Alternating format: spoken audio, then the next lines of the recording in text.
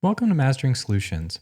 Let's start off in this problem by drawing a picture of what they say is happening. We're talking about a thin film question, of course, so we'll have our thin film right here.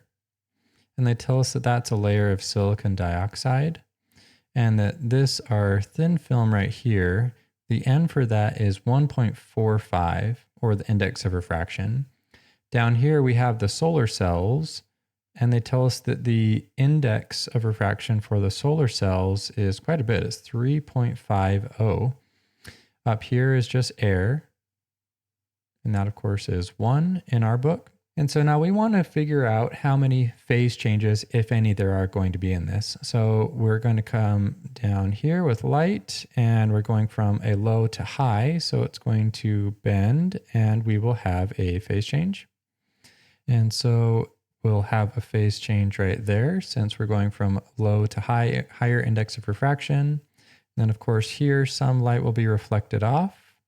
Some will be reflected off here. So we'll just leave it like that. Okay, so we have two phase changes, and they tell us that we want to minimize the reflection. So this is going to be destructive interference. So we have two phase changes, and it's destructive.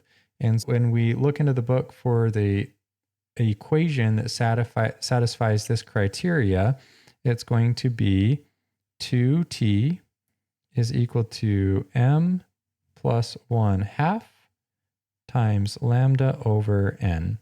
And so what is going to be the minimum m to get the minimum coating thickness for this? For an m plus 1/2 for destructive, that's going to be 0.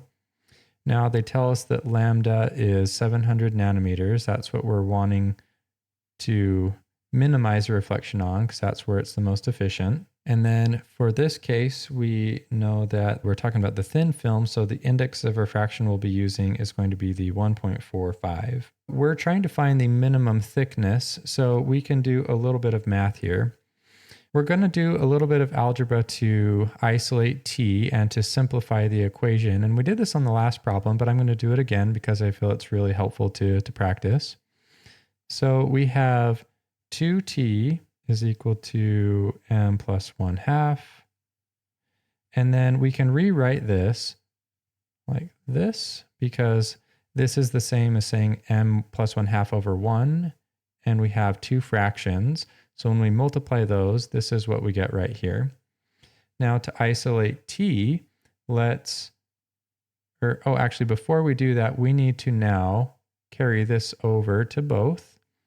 So now we're going to have 2t is equal to m lambda plus 1/2 lambda all over n. And we don't want 2t though, of course, we want t by itself. So if we divide both sides of the equation by 2, let's come up here. Now we'll have t is equal to m lambda plus 1/2 lambda over 2n.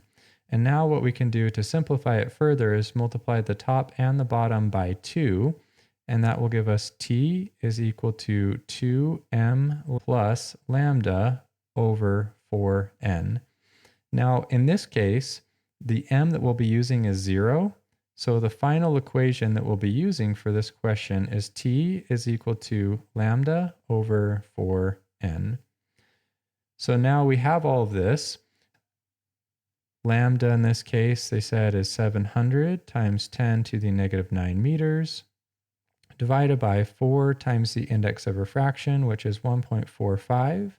So we have 700 nanometers, 10 to the negative 9, divided by 4 times 1.45.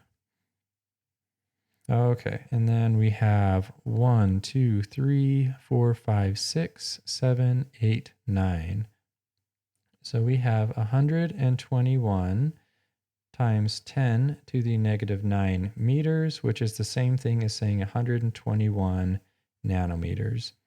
So that is the thickness of the thin film that we need to minimize the reflection to make this solar cell the most efficient.